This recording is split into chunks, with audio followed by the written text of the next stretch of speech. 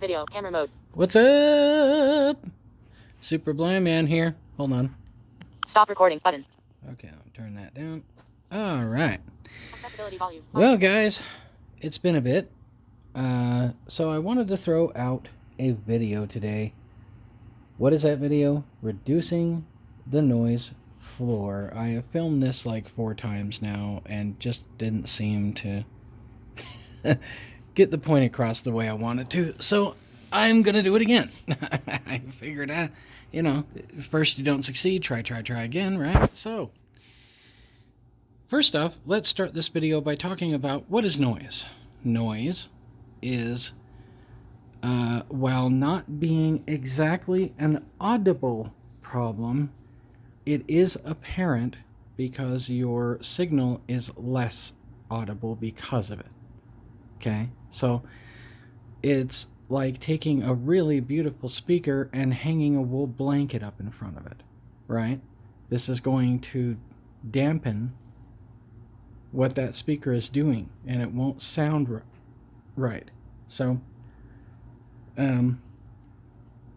essentially, that's kind of what noise does. Noise is damping your signal from sounding vivid, open, clean, and clear as it should.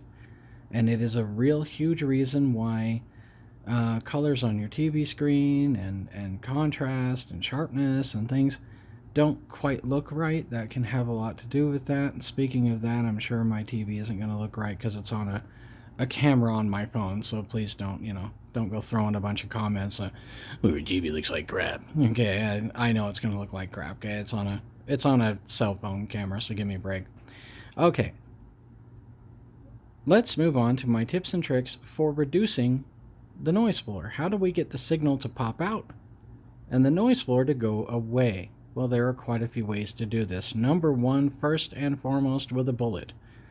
Get yourself one, if not a combination of 2 of these following items, which, of course, I'm going to say the first 2 because you're going to have to pick one of these and then combine it with the other one.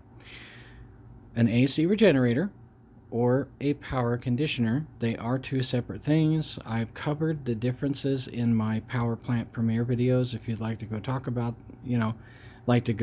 see me refer to that, please look up those videos. I've done 2 of them, a review and a re-review, so I have 2 videos to choose from. And I won't repeat them here, so I won't talk about that again. You could combine that with, one or the other of those anyway, with something called a noise dissipator or noise transformer, something that takes noise and changes its energy signature into something else. Okay, noise usually manifests itself in the upper frequencies, but you can get ones that go down pretty far into your hearing range, and that's good because wherever you can eliminate the noise floor, things are going to just really pop and stand out. And that's what you want, right? I mean, you don't pay all this money for this equipment to have it not look good, okay? Or sound good, or feel right, obviously. So, noise dissipator combined with possibly power conditioner and or AC regenerator. Now, let's just be perfectly clear. The only way to get rid of noise is to transform it into something else. So a noise transformer dissipator thing is going to do this. It's one of the only ways you can get rid of it. Usually these work by dissipating the noise off into heat. So they trap the noise and transform it into heat. Okay? Infrared energy, essentially. And that's fine. Because as long as you're getting rid of it, that's great. All right, so those are great. Get those because they'll help. A power conditioner or AC regenerator will not get rid of noise. It just folds it into your already existing signal. Okay, this reduces THD, which is a separate issue, which is the result of waves not being harmonious in the sine wave. Okay, so either way, they're not going to get rid of it. They'll do a good job of folding it back into the fold but they will not get rid of it. Okay, so they'll reduce it, but they won't quite get rid of it. Okay, so noise dissipator, good thing. Tip number 2: better cables. Better cables. Oh, please, whatever you do, get better cables. Okay. Larger gauge cables, if you're talking about HDMIs, Ethernets, are going to move electricity more efficiently and without many of the problems that a smaller and smaller cable will cause. Okay, so a lot of these HDMIs, you look at them and they're like 30 gauge, 32 gauge. That is pitifully tiny, really small. But if you go up to something that is 26, I would recommend at least 26 gauge, 25, 24, 23, 22 even. There are some on the market at 22. Okay, that's a big ass wire, okay, to move energy across, and you're going to get a much better signal because of it. So get something like that. Anywhere you're getting cables, look for the gauge. Get a bigger gauge. Get purer materials in the cable, okay? Higher purity copper and so on and so forth, okay? So look for things like that when you're doing your research. Speaker wire, HDMIs, RCAs, whatever you're doing, your interconnects, XLRs, however you do all that, look for pure materials and, just more of those materials, higher gauge cables, okay? And as you know, the lower the number gets, the bigger the cable is, okay? So obviously look for a lower number when you're buying your cables, period, okay? Now, moving on to tip number 3, central grounding. Make sure that everything that you have that is connected to this system is plugged in to your power conditioner, AC regenerator, okay, so that it is reaping the benefits of being centrally grounded to everything, and the THD is being folded in really nicely, okay, so that obviously nothing's as disharmonious. It looks really good on your THD meter. It's going to be much, much better, okay? So central grounding is tip number 3. Tip number 4, okay, isolation and separation of your components and your wires, okay?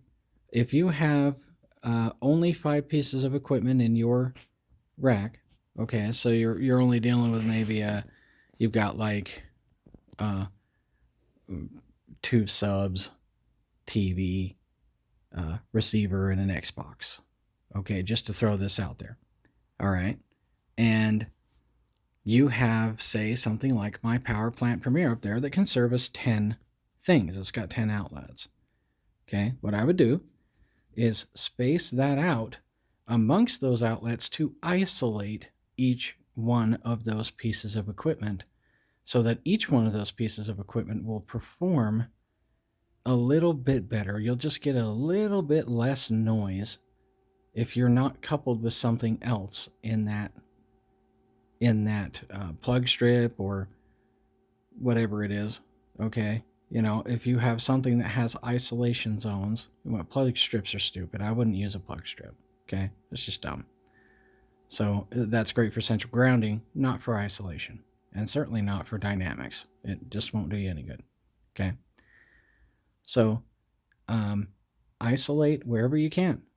On the back of there are 5 zones on the back of my PS Audio. That's very common amongst most of these pieces of equipment. So if it's 10 sockets, it's usually 2 sockets per isolation zone, unless it specifies otherwise or says something else, okay? But that means that you can plug one of your pieces of equipment in and, to each zone. Usually those are up and down, okay? So if you have 10 sockets laid out in 2 rows of 5, each zone is usually up and down 1 and 2 sockets in that same zone. Okay, so 5 zones over 10 sockets. It kind of makes sense, don't it? So isolation, that helps a lot. Also, with your cables, your power cables, Ethernet cables, and your signal cables, it would be best to isolate all of those separately. Okay?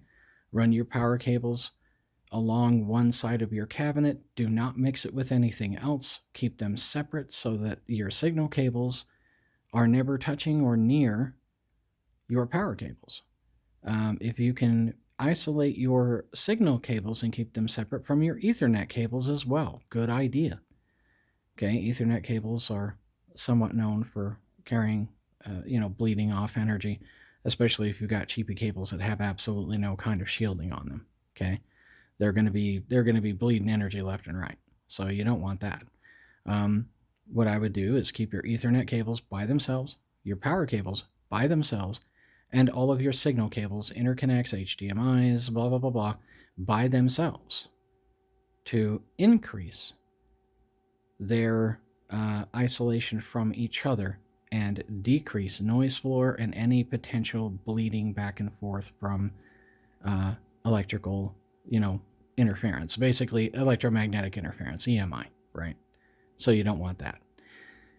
So anyway, ladies and gentlemen, those are my tips and tricks for lowering your noise floor. Again, number 1, get yourself an AC regenerator or power conditioner and possibly plug that into a noise dissipator if you've got the money.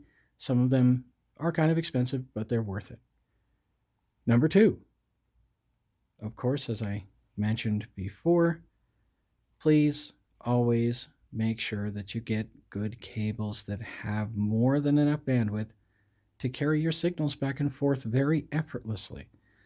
This will make less noise in your system. It will reduce noise dramatically and open up your signal so that it's just really, really nice and open and clean and clear.